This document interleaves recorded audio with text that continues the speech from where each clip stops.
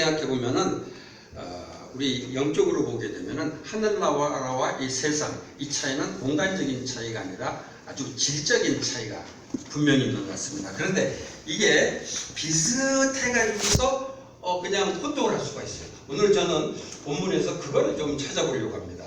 비슷한 것 같은데 완전히 다른 거 있잖아요. 그리고 오늘 분별해야 되는 거. 오늘 굉장히 중요한 부분을 제가 좀 다루게 됩니다. 제 첫 번째 여기서 오늘 본문을 보면서 제가 느끼게 되는 것은 이 지혜에 관한 부분입니다. 이 지혜. 여기 종교 지도자들이 지금 예수님한테 트집 잡는 얘기 잘 느낍니다. 그러니까 분명히 지금 예수님하고 대화를 하면서 지금 굉장히 화가 난 거예요. 예수님을 어떻게든지 지금 공격하려고 그러는데 그냥 공격하면 좀 안 될 것 같고 그래서 아주 묘하게 지금 이제 접근을 합니다. 한마디로 엄청 칭찬을 하잖아요. 여기 20절 이제 성경을 보게 되면은 선생님 우리는 선생님이 바르게 말씀하시고 가르치시고 또 사람을 겉모양으로 가리지 않으시고 하나님 일을 참되게 가르치고 계시는 줄 압니다. 그러니까 엄청나게 칭찬을 해요. 그러면서 결국은 뭐냐면 트집을 잡으려는 거죠. 그러니까 뭐예요? 세금을 바치라고 그러면 뭐가 되는 거예요? 세금을 바치라고 그러면은 매국노가 되는 거고 바치지 말라고 그러면은 법을 어기는 거가 되고 이거 완전히 트집 잡는 게 분명합니다. 그래서 제가 이걸 보면서 참 애들 머리가 좋다. 참 지혜롭다는 생각이 듭니다. 참 지혜롭다. 그래서 분명히 저는 이 사람들에게서 지혜를 발견합니다. 그런데 사실 그 질문에 대한 예수님의 대답을 보면은 예수님도 정말 지혜로워요. 이럴 때 그 트집을 잡으려는 거를 간파하지 못하고 바치라고 그랬다가 면은 분명히 또 걸릴 겁니다. 바치지 말라 그래도 걸리고. 그런데 뭐라고 그랬냐면 느닷없이 데나리온을 하나 갖고 오라고 그랬단 말이죠. 그래가지고 이 데나리온의 초상이 누구냐 이렇게 얘기하면서 가이사라고 하니까 또 이제 멋진 얘기를 한 거죠. 가이사의 것은 가이사에게 하나님의 것은 하나님께 바치라고 얘기해요. 여기서 보면 예수님도 정말 지혜롭다는 생각이 듭니다. 우리 성경 공부하는 팀 중에 한 그 사장님인데 그분은 예수님 얘기가 나면 고수가 달라요. 뭐 이런 얘기를 많이 해요. 예수님한테 고수라는 단어를 쓰는 게 좀 쑥스럽긴 한데 들을 때마다 맞아 고수야 고수. 이거 좀 고수입니다. 근데 둘 다 지혜로운데 이건 하수고 이건 고수의 지혜인 것 같아요. 제가 이걸 보다가 그런 생각이 들었어요. 야 지혜가 다 같은 게 아니구나. 지혜 같은 게 아니구나. 야고보서 3장 15절부터 18절에 보면은 그런 얘기가 나옵니다. 야고보서 3장 15절 16절 보면은 이러한 지혜는 위로부터 내려온 것이 아니요 세상적이요 정력적이요 마귀적이니 시기와 다툼이 있는 곳에 요란과 모든 악한 일이 있음이니라. 그런 말씀이 있고 또 17절 18절에 오직 위로부터 난 지혜는 첫째 성결하고 다음에 화평하고 관용하고 양순하며 긍휼과 선한 열매가 가득하고 편벽과 거짓이 없나니 화평케 하는 자들은 화평으로 심어 의의 열매를 거두느니라. 뭐 긴 설명이 나오는데 저는 여기서 뭘 발견했냐면 위로부터 나온 지혜가 아닌가 하고 위로부터 나온 지혜. 그러니까 이 앞에서 말하고 있는 이 친구들은 참 머리는 잘 그렸어요. 근데 이게 위로부터 나온 지혜가 아니에요.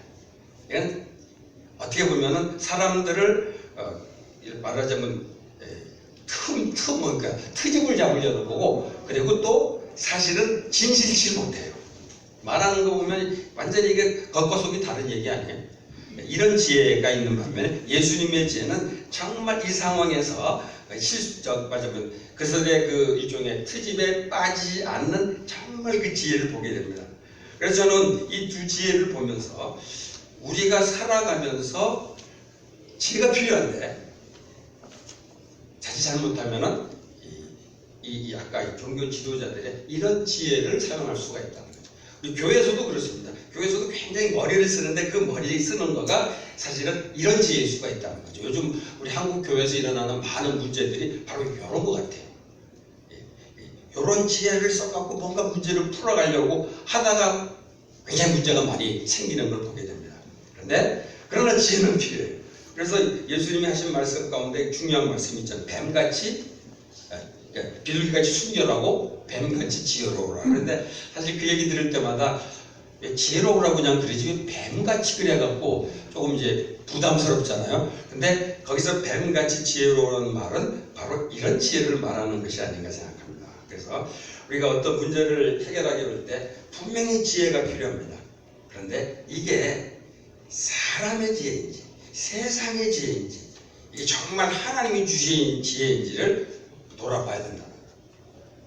특별히 저는 이렇게 생각합니다. 사람의 지혜냐 하나님의 지혜냐는 건 이걸로 생각하는 거예요. 진실되지 않으면 이거는 하나님의 지혜일 수는 없다. 진실되지 않으면 우리 교회 안에서 사실 그런 실수를 많이 하는 것 같아요. 진실되지 못하기 때문에 막 머리를 쓰고 나름대로 성경 구절을 또 갖다 붙이고 막 했는데 사실은 그건 하나님의 지혜가 아닌 경우가 많다. 그래서 오늘 비슷한 것 같은데 정말 다른 거 바로 지혜에서 그것을 발견하게 됩니다. 그 다음에 두 번째 중요한 걸 발견하게 되는데 오늘 이 본문에서 제일 중요한 말은 그거죠. 가이사의 것은 가이사에게 하나님의 것은 하나님에게. 여기 우리 이 말에는 이렇게 되어 있어요. 황제의 것은 황제에게 돌려주고 하나님의 것은 하나님께 돌려라. 너무 유명한 말씀입니다. 이게 무슨 뜻입니까? 가이사의 것은 가이사에게 바치고 황제의 것은 황제에게 바치고 하나님의 것은 하나님에게 바치라. 그냥 세금을 바치라고만 끝냈었으면은 아마도 금방 문제가 생겼을 것 같습니다. 왜냐면은 바치라고 그랬으니까 제 매국노다 뭐 이런 얘기를 할 텐데 예수님이 이렇게 가이사의 것은 가이사에게 바치고 하나님께 것은 하나님에게 바치라는 요 대답으로 이들의 말을 막았는데 그러면 이 말의 뜻은 뭐냐는 거죠. 가장 기본적으로 1차적인 뜻은 저는 그렇게 이걸 해석했습니다. 이 구절은 정말 이 구절 갖고 책이 수십 권이 나왔을 것 같아요. 정말 어려운, 단순한 건데 좀 어떻게 보면 좀 어렵다고도 볼 수 있습니다. 오늘 저는 이 말씀 가지고 두 관점에서 말씀을 드리려고 하는데 굉장히 조심스럽습니다. 왜냐하면 나도 모르는 사이에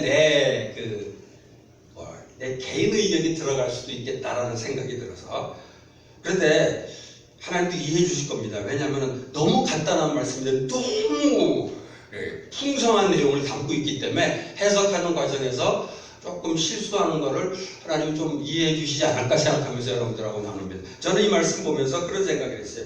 가이사의 것은 가이사에게, 하나님의 것은 하나님에게. 이거를 그냥 단순하게 생각했습니다.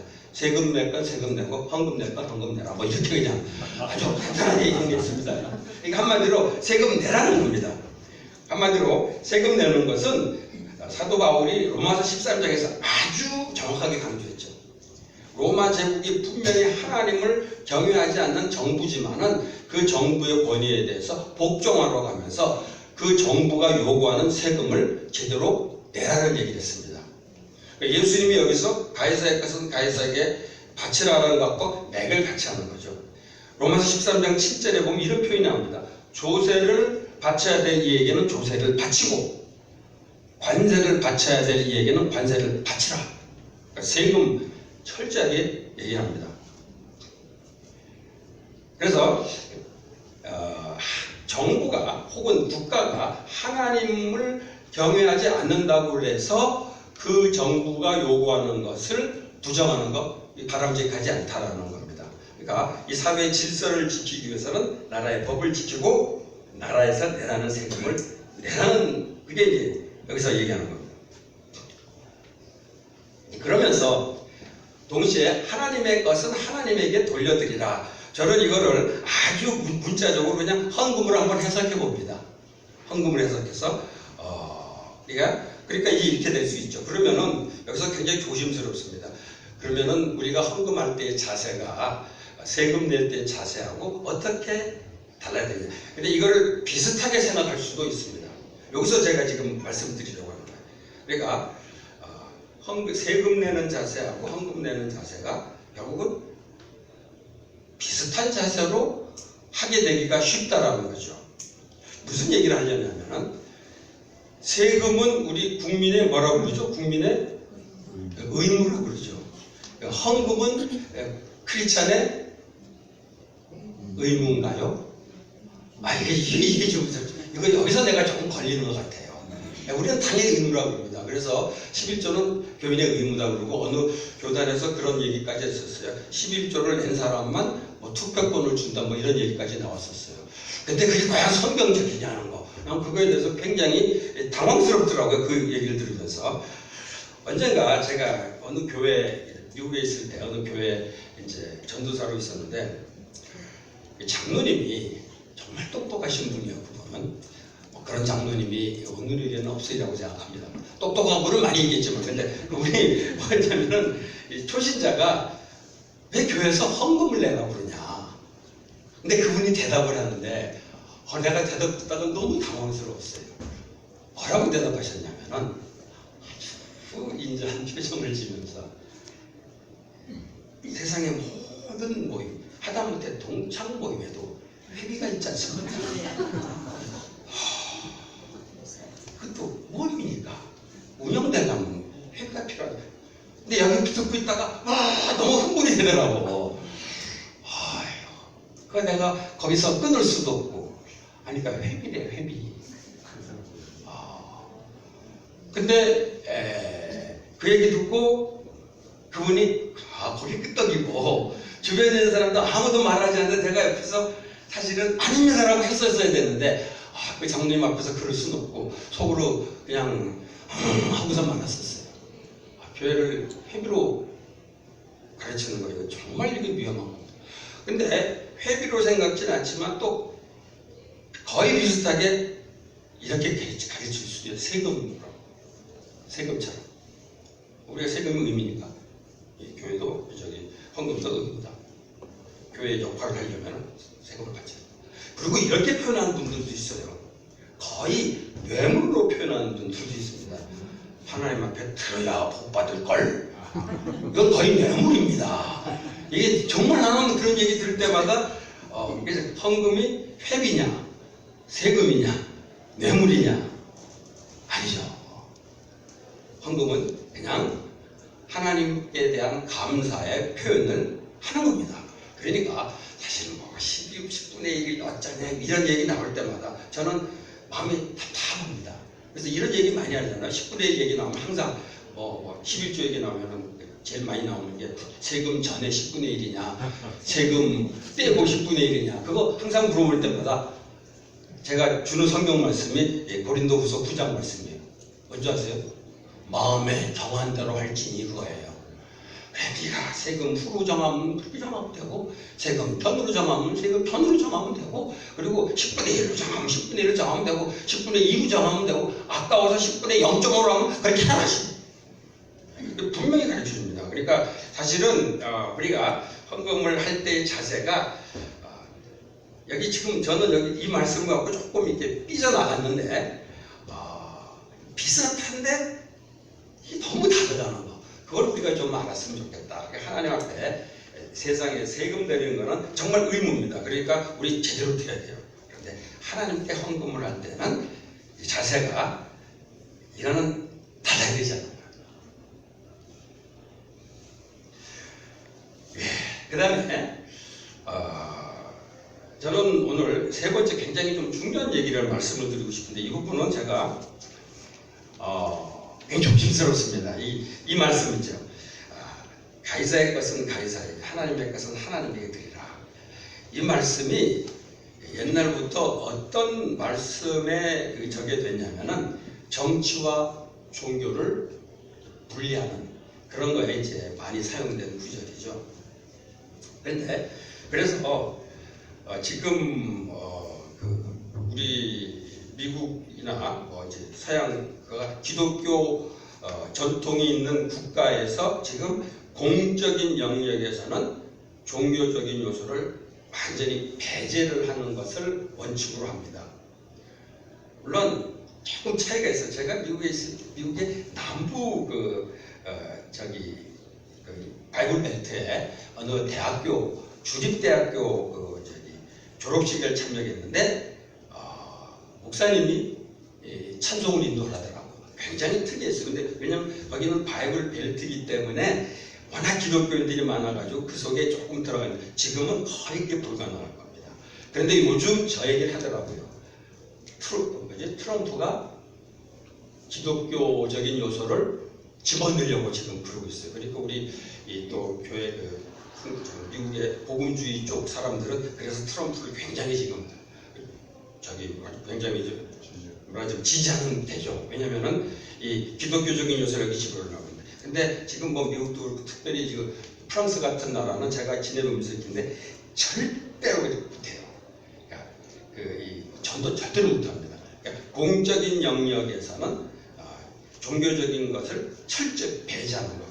그거를 하게 하는데 아마 이 구절이 근거가 되지 않았나 생각합니다. 그런데 이해가 됩니다. 왜냐하면 과거의 그 나라들 보게 되면 종교가 과도하게 정치 문제에 영향을 미쳤기 때문에 종교인들이 혹은 종교 권력들이 과도하게 영향을 미쳤기 때문에 우리 유럽 역사를 보면 알잖아요. 그렇기 때문에 그것에 대한 반작용 때문에 그럴 수 있지 않겠나 생각합니다.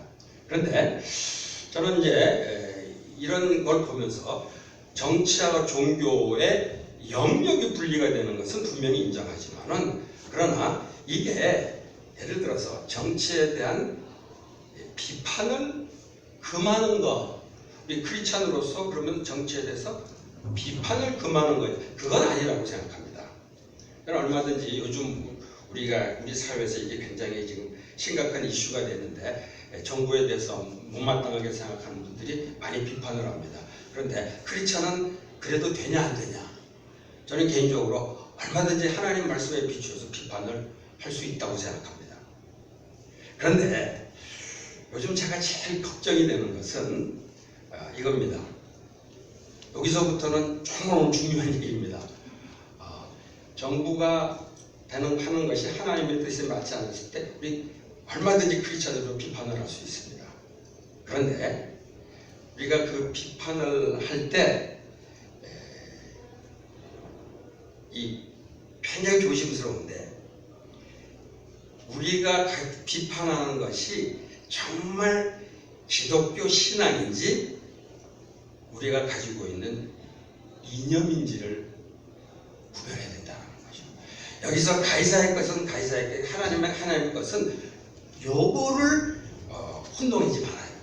그러니까 내가 주장하는 것이 있는데 이게 나는 옳다고 생각해요. 근데 이게 정말 기독교 신앙이냐 아니면은 내가 추구하는 이념이냐.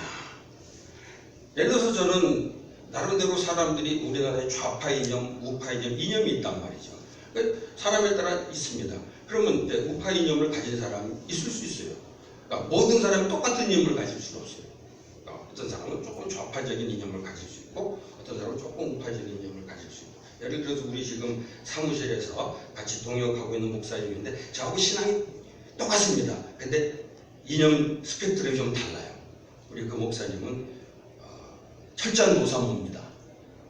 저는 그렇다고 노사 반대하는 건 아니지만 하여튼 조금 달라요. 그럴 때 우리는 그리스도에서는 하나예요. 그런데 이제 얘기하다 보면 차이가 납니다. 근데 그 차이 나는 거에 대해서 저는 하나도 흥분하지 않습니다. 차이가 나는 게 당연하죠. 그런데 그래서 그 이념의 차이는 분명히 있기 때문에 내가 어떤 의미에서 나하고 반대되는 이념하고 토론할 수 있고 논쟁도 할 수 있어요. 근데 중요한 거는 그거를 이게 신앙이라고 생각해서는 안 된다. 굉장히 위험한 것 같아요. 이걸 신앙이라고 생각하게 되면은 뭐가 되냐면은 나하고 반대되는 것은 반신앙적인 게 되어버리는 거죠. 그렇게 되면 어떤 문제가 생기냐면은 나의 이념을 반대하는 사람들이 기독교 신앙에 대해서 반대를 할 수가 있다는 거죠. 굉장히 위험하다고 생각합니다. 그래서 저는 가이사의 것은 가이사에게, 하나님의 것은 하나님에게, 요거는 뭐냐면은 이렇게 표현합니다. 이념과 관련되는 문제는 이념 토론을 해라. 그러나 하나님에 대한 기독교 신앙과 이것을 혼동하는 것은 이게 엄청난 죄수가 있다는 거죠. 이 부분이 요즘 많이 문제가 되고 있습니다. 그리고 우리 모이게 되면 이 부분 갖고 많이 토론도 하게 되는데 저는 오늘 우리 시점에서 이 말씀이 적용해야 될 부분이 바로 이 부분이 아닌가 생각돼서 굉장히 조심스럽지만 말씀을 드렸는데 다시 한번 말씀드립니다. 얼마든지 우리가 비판할 수 있고 또 내 이념하고 다른 이념에 대해서 지적할 수 있고 토론할 수 있고 비판도 할 수 있어요. 그런데 이게 기독교 신앙이라고 생각하고 나하고 다른 것은 반기독교적이라고 비판하는 것은 굉장히 조심스럽다는 거죠. 이게 가이사의 것은 가이사의 이념 논쟁을 해야 될 것은 이념 논쟁을 하고, 그러나 신앙의 부분은 신앙적으로. 그래서 저는 그렇게 생각합니다. 지금 이제 조금 아무래도 우파들이 많은 복음주의 쪽에 우파들은 좌파를 반기독교라고 해서는 절대로 안 된다는 거죠. 왜냐하면 크리스찬들 가운데 좌파 이념을 가진 사람들이 얼마든지 있을 수 있거든요. 그래서 저는 이렇게 표현합니다. 갈라디아 3장 28절에 있는 말씀이죠. 그리스도 안에서 자유인이나 노예나 그 다음에 이방인이나 유대인이나 남자나 여자나 없이 다 뭐라고 그러죠? 하나다. 전 여기다 이걸 집어넣었으면 좋겠어요. 그리스도 안에서 좌파나 우파나 그리스도 안에서는 하나가 되어야 된다. 어제 우리 동역하시는 목사님하고 얘기 나누면서 그 목사님은 정말 신앙적으로 보수적입니다. 그리고 성경 말씀이 근데 이념 얘기만 나오면 이념 다 다셔요. 그래서 완전히 다르구나. 그래서 내가 그랬어요. 그리스도 안에서 우리는 하나다. 이념적으로는 하나 될 수가 없어. 그리스도 안에서는 하나다. 이게 우리 그리스도인들이 가져야 될 자세가 아닌가 생각합니다. 굉장히 조심스러운 얘기인데 오늘 저는 이 말씀을 빌어서 그것을 여러분들에게 나누게 됩니다. 비슷비슷한 것 같은데 엄청나게 차이가 날 수 있더라고요. 지혜가 그럴 수 있고 또 헌금 세금 문제도 그럴 수 있고 이념과 신앙 문제 비슷한 것 같은데 달라요. 여러분들 꼭 그것을 염두에 둘 수 있었으면 좋겠습니다. 같이 기도하겠습니다. 하나님 아버지 감사합니다. 오늘 정말 주님께서 그 당시 하셨던 위대한 선언이죠. 이 말씀을 오늘 우리 삶에 한번 적용해 봤습니다. 아버지 하나님 조심스럽습니다. 혹시라도 제가 이 말씀을 해석하고 풀어가는데 실수한 거 있으면 주님께서 고쳐주시기 원합니다. 하지만은 하나님의 말씀과 우리들이 가지고 있는 이념이 혼동되는 일이 없도록 우리 크리스찬들이 이 시대에 정말 세상의 지혜가 아니라 하나님의 지혜로 판단하고 또 행동하고 또 얘기할 수 있도록 행동할 수 있도록 하나님 지켜주시기를 원합니다. 예수님의 이름으로 기도하옵나이다. 아멘.